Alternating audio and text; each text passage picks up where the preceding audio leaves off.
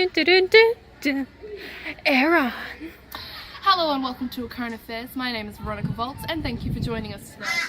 Breaking news. Rumours have gone around establishing that the legal system is busted for being biased against fathers when it comes to child custody. Tonight we are joined by reporter Jess Willett with the goss of the biased legal system. Jess, thank you so much for joining us tonight. Thank you so much for having me tonight. It's a pleasure to be here. So Jess, please lighten us on how the legal system is so hard against fathers and their children. Well, to this day, there are wars between how the court is biased towards the fathers when it comes to custody of the children, as mothers are the first in line to take the children with them. There are certain factors that the court must consider when making orders about children. These are set out in the Family Law Act 1975, Section 60A and 60cc. Concentrates on establishing custody of children when marriages or breakups leave both parents fighting or on who is the main custody of the children, ensuring that a child's best interests are met by being protected from physical or psychological harm. While having both parents involved meaningfully in their lives, a court considers many factors when deciding the type of arguments are in the child's best interests. Fatherhood is the single most important relationship a man can have with the children. Unfortunately, a father's relationship with his child is often negatively affected or permanently suspended after a breakdown in the father's relationship. Usually this breakdown is followed by several months, if not years, of family court interventions. In a family court, a father is faced with issues such as child custody, child support, and possibly defending against accusations of domestic violence. While each court is unique, in most courts men absolutely and often get the short end of the stick. In other words, while the court system claims gender neutrality, the reality is much different and the judicial system is rarely on the father's side. Almost daily, solicitors are now releasing new data that institutes how men can both help and hurt their children. As psychologists who studied parent-child relationships at Pennsylvania State University, Paul Amto says some of these results conclude that ugly divorce aren't great for kids but are relatively logical. Guided by close relationships with their dads, these kids disappointingly grow up to avoid risky sex, pursue healthy relationships, and hold down high-paying jobs. They're unlikely to become homeless or rely on welfare and more likely to have higher IQ scores. Longer term, they suffer from fewer psychological problems and may be less prone to obsessivity.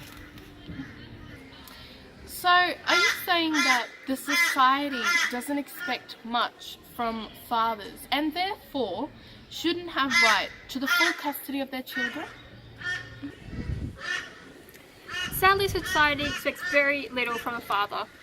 As a result, our family court system foolishly assumes without proof that the father is unable to care for his child, and such as family courts also never award primary physical custody to the father. A father, however, is entitled to more. Fathers who are deprived of their parental rights by the family court system must defend their rights on issues such as child custody, child support, and accusations of domestic violence. There was once an assumption that children should always stay with the mother following a divorce, but this is no longer an assumption. However, some laws have passed stating that there is no custody preference for women or men. As it discusses the assumption that the law places the child custody agreements as equal at the hands of both parties, but hides the fact that it advantages the mother's side more than the father's side. But there are good women and bad women. Children are far more likely to suffer neglect or abuse at the hands of their mothers. As statistics show a different story from the one we are accustomed to. The Family Court Community of Australia reports a British representative prevalent study of 2,669 young adults aged 18 to 24 found that mothers were more likely than fathers to be responsible for physical abuse. 49% of incidents compared to 49%, including 71% of children killed by one partner are killed by their mothers. 60% of those victims are boys. Another report by Australian Institute of Family Studies released in October 2016 found that DHHS data that children abused by one of the parents between 2006 and 2001 and 2006, 70.6% were abused by their mothers, 29.4% were abused by their fathers.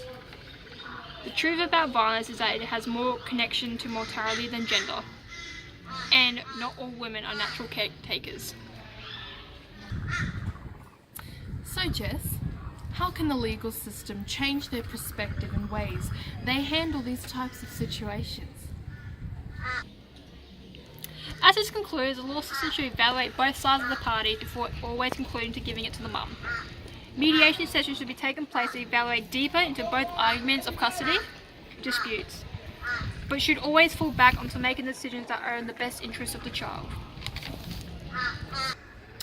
Well, unfortunately, that's all we have time for today, Jess. Thank you so much for coming here and giving us an insight. We'll definitely be taking some of your advice on board.